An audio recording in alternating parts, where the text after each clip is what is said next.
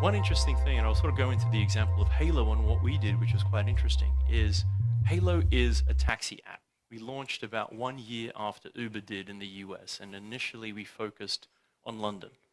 And the transportation problem is a two-headed problem, right? You've both got drivers and you've both got passengers. And it's not the easiest thing in the world to solve.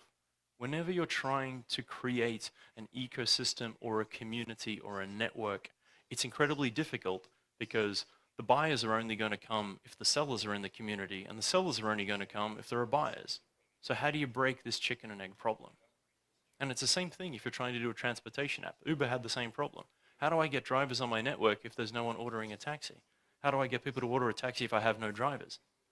So it was by pure luck that I came across the founder of Hailo, a guy called Jay Bregman. He said, you know what, I've got an amazing idea. He's like, what is it? I'm like, it's a taxi app. I'm like, oh, okay, cool. Taxi apps are cool. That's interesting. What are you going to do that's different? And he's like, I've got a way to break the chicken and egg problem. And I was like, great. I want to hear it. He's like, here's what we do. We build a great product. We build a great app for drivers that does not require passengers.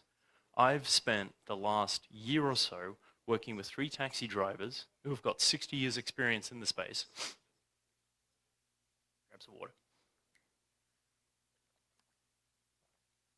And they've basically told me that there are 3 key problems that drivers have that we can solve with an app, and it's got nothing to do with more business and passengers. First one is they have no idea how profitable they are and when they should be driving. So let's give them some basic analytics. If we give them an app that rides in their smartphone for free that tells them when they're empty, when they're busy, where they're picking up jobs, where they're not picking up jobs, we're going to give them a pretty good indication of how long they should be driving, where they should be driving for free. That's pretty interesting. Second, drivers are really, really social creatures. If we told drivers that they had a tool to communicate to one another where there are jobs, you know, often they'll be driving past a location like a baseball stadium or a football stadium, and they'll see that all of a sudden there's a game coming out. They'll be like, wow, you should come here. There's another 20, 100 people who need a taxi. They have no broadcast mechanism to do this. And third of all, at the time, less than 1% of all transactions in taxis were on credit card. They didn't have the credit card facilities. They basically weren't that interested in taking them because the commissions were being charged that were really high on the devices they could put in their taxis. So we're like, why can't we just allow them to process credit cards in a smartphone app? We don't need a reader. We can put in the number. They can send you a receipt via email. We can process the payment, and it's free. We will eat the charge as a company. Those 3 things got the first few thousand drivers on Hailo. That allowed us to have a fleet of a few thousand active drivers driving every single day. All of a sudden, we could start marketing to passengers and say, wow, we have this fleet of 2,000 drivers that are out there on the streets every day. If you open the app, and actually, you'll see that there are actually drivers driving around on the app. If we did this 6 months earlier, there wouldn't be a little driver icons anywhere.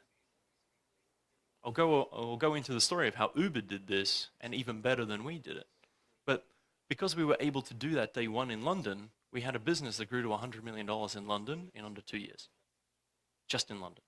And now we're in 18 cities. Unfortunately, we did announce about a week ago that we pulled out of all of North America, which is a bit of a problem.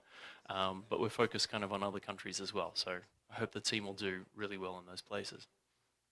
But one really, really important thing to remember is the user experience of this app won us an App of the Year award from Apple. And there's a few things here kind of worth mentioning is the first time user experience was able to deliver on the promise. When someone opened an app, that was the first thing they saw. They didn't have to see a registration screen. They didn't see some crummy tour that is just annoying. What they saw was a screen that anyone could understand. It said, get a taxi in 3 minutes.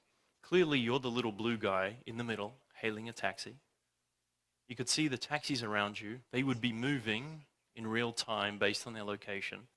That real estimate of how long it would take the next one to come was a real-time estimate that was calculated in real time. And you had one super simple call to action, which is pick me up here at a location that we found for you. Users love that. Even if they didn't want to take a taxi now, their first experience, if someone told them about the app, was amazing. They're like, wow, this works. This has taxis. I get how to use it. I don't need to do anything else. So remember that the threshold is super high. If you were an app trying to compete against Hailo in London or any other number of cities that required users to first register, then go through a tour, you've probably already lost 50% of people who downloaded your app. So there are really important things to kind of consider.